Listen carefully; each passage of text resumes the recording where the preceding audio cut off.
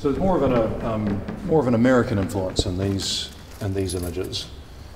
Yeah, yeah. They can't. You know, I mean that influence can't be denied. I was born and bred in the States, but I've lived in New Zealand a lot longer than I've ever lived in the States. So I'm a New Zealander, and this is my home. And it has been for some time, with the exception of a stretch of teaching over in Brisbane. So this is just an idea of I don't know. It's the idea of shore leave and all the trouble one can get into as a sailor, you know. And again, just a little interplay of a little humor going on, you know. I've got fish and chips there.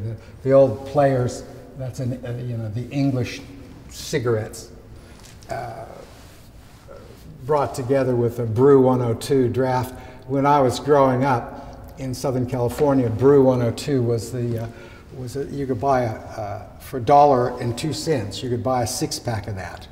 Right. So it was a real cheap, and it was a very green beer, and it gave you an incredible headache. But that was sort of what that's about. Just a reference. They don't make it. They haven't made it in 30 years, but at least. So, and then it's all the kind of things going on there. There's a bit of a pipe going on there, and the fish and chips. And this was a postcard that I took from the net that then painted it up a bit. That was from the New Pike, which was a roller coaster that used to be in Long Beach, California, where I was born and bred. So just throwing all sorts of little things in there. Pleasure of the Harbor is a song from the folk singer Phil Oakes about a sailor on leave and stuff.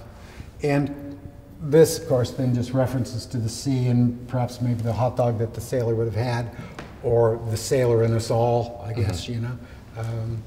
These were then just fun attempts at painting pieces of paper. They're actually painted, they're not stuck on. And then I just list and show examples of the color that I used to create both the crab and the hot dog, right. Just as kind of a silly sort of academic reference to painting. You know? There's a lot of elements here. Did you have a larger list and had to cut it down, or did you just add bits until it felt done? No, they just come. I don't have any. I don't work with sketchbooks, and I don't really have any preconceived thought of what the painting is going to be until I start working. This one would have been right central. I would have painted that crab because I would have been interested in painting a crab that day. And then so I would have painted that, and then I would have thought, oh yeah, the old Cracker Jack labels, the old Cracker Jacks, which is caramelized popcorn with peanuts that all the Americans grow up with and stuff, you know. And I noticed that we have them in shops here now. But there was a very cute little sailor boy, so I found it a very kind of a more bizarre-looking French sailor, and rouged up his cheeks a little bit and superimposed him on that instead. So that's the boy there that would have been actually the main little sailor image on that. So there's lots of references to everything. You know, there's obviously some sort of an encounter, relationship thing.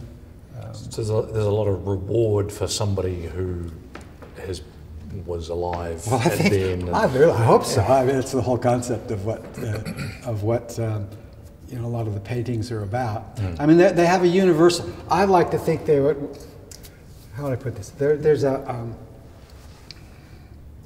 universal sort of thing we all share, a consciousness sort of thing about, you know, life, love, death, hate, politics, all that sort of stuff. And what I try to do is I try to just present a story, and then that has elements in it that are personal to me, but they're also personal or kind of almost identifiable to everybody. You know, it's a generalized sort of thing, you know. And then with a good shot of humor and pun and, you know, fool the eye sort of use of collage or realistic painting and stuff, back and forth. The idea of flattening all areas and creating not a picture of something, but a composite picture of an idea, rather than the sort of pictorial landscape or a traditional still life or something. It becomes a picture in its own right, you know, that doesn't have, that can't be classified. I mean, these are, you know, while we do have a plane here on this one where these objects are sitting on, it would hardly be considered a still life, you know, because it breaks up into different areas that contain different information, or I pull in one area and force it to make comment on another one. So that's kind of what we're doing here. Again, this is this sort of Southern California in a way, but I guess any sort of beach guy that's lived there too long, you know, you have a 50, 60-year-old guy that's still living above the garage so he can surf in the morning, you know.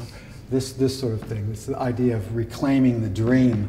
So he's got all these references that of the past in the 60s or 70s, which would have been my time of growing up. So you've got the breakfast burrito. There's references to the time period. The Eugene McCarthy, who was a peace president, a peace candidate for presidents in the United States in '68. Grateful Dead. This is an idea where a lot of this stuff then is painted with watercolor, and then again with my collage fascination for using collage and text, I would have taken that poster. I would have shot that poster out of the net. I would have crumpled it up several times, refotocopied it, and then I turned it upside down and then just threw water on it, so that we would get these kind of stains on it as well, so that we'd just get more of the reference water or salt water or whatever. And then I cut that, glued it on there, cut these insertions in there, and then painted the masking tape in there. So a lot of times I use masking tape. I'll actually put the masking tape on, but most of the times I paint it. You know, it's painted on there. The dropout is of course a thing of Tim Leary and Allen Ginsberg, and so yeah, just all this sort of stuff. References to drug culture and things like that. And quite apart from the levitating burrito, I just noted that the Snakes on a Train DVD suggests that maybe it is all a dream. and this bloke is an unreliable narrator. This is just something he wishes he had. Oh, for sure. I mean, there's no, this isn't a guy that is known in the community for, for being an upstanding, citizen. There are all sorts of things. This is the Dia de la Muerta, the Day of the Dead, those little skulls that in California, the Mexicans culture, when they celebrate the dead, the Day of the Dead, where they all dress up in skeleton stuff and party and things. So that's kind of a reference to that. And those are just silly things, the Ouija board, And these I got those out of the library, I think, and then I just photocopied the CD covers and then stuck them on there. This is sort of the silliness of that would be the quality of a film that perhaps maybe this guy would have watched. And then there's one here, Life Beyond Earth, which I think is perhaps maybe the bong has been used too much there on that. Maybe he was just trapped in that office block doing accountancy. Good. This here, this is Still Life with Cheeseburger. This one all started with I had an idea to do I wanted to get a cheeseburger wrapper from McDonald's. This happened to be from McDonald's, and fold it up and paint a cheeseburger, and then use that, not paint the wrapper, but use the collage element in association with it. So that I had the germination of what I wanted to do, and then the rest of the picture just developed. And this one finally developed into the vanitas, which is a sort of a theme back in Renaissance time and even before, about the temporal quality of pleasure. You know, it's a very deep and very religious, pious sort of an idea that doesn't go well with the overall humor and frivolity that I use on this. So we have some of the vanities that are temporal and will not last, that don't last you. You know, only pious religious sort of things will get you to heaven, supposedly. But these are things like music. So there's an old ukulele that's broken. There's food, music again with the tin horn.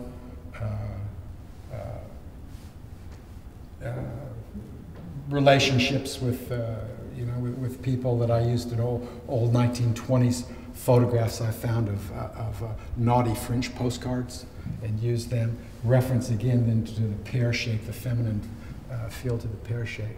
And of course the butterfly is the very essence of being short-lived. Yes, yeah. That's for sure. That's for sure. Yeah, and then there's always usually bones or skulls are referenced in these old vanitas paintings back in the Renaissance, and so I am fascinated with bones and birds especially. So I thought it gave me a wonderful opportunity to since I have the still life going here, just to fake a couple of papers stuck up there with fake tape, and give me an opportunity to do some studies of the bird, you know. So it's all kind of together. Karl Marx, you know, the idea of the. Now tell me about the can of beans. That was an interesting technique, wasn't it? Yeah, the can of beans is what I did on that one. Is that I took a tin, and it probably wasn't beans, but I took a tin, and then after I had consumed what was in it, I cut it with I cut the bean tin, folded it out, and then photocopied that. You know, beat it up a little bit with a hammer, and then photocopied that, then cut that out to fit my shape, and then photocopied an old El Paso bean can, tore that up, and then stuck it back on there. So there's, you know, in association with the highly detailed paintbrushes and pencils that I painted on, you know, the pencils and stuff would have stopped about here, and I would have glued all that section on top of it. So there's this kind of play that always goes on to them, you know. They're not really, as I said before, they're not really pictures of pictures, landscapes or anything like that. They're kind of, they're sort of narratives. They're sort of stories about something. And sometimes you can get them, and sometimes you just think, Jesus, there's something there that I'm getting, but it's just a little vacant, you know. So it's this kind of play of, you know, almost being totally understandable to a point where it's just kind of a dream state where we get the essence of things, you know. And again, how serious does art have to be? I use a sort of a fun to it, because my life is fun. So I like to sort of to do it to push that into my work as well. Yes, you've got the serious studies of the bird bones here, and then there's the wishbone, which is the sort of I suppose the iconic chicken bone, suggesting this is actually delicious. And the luck of the draw from you know this temporal life that we live. You know? Oh, now we're being serious again.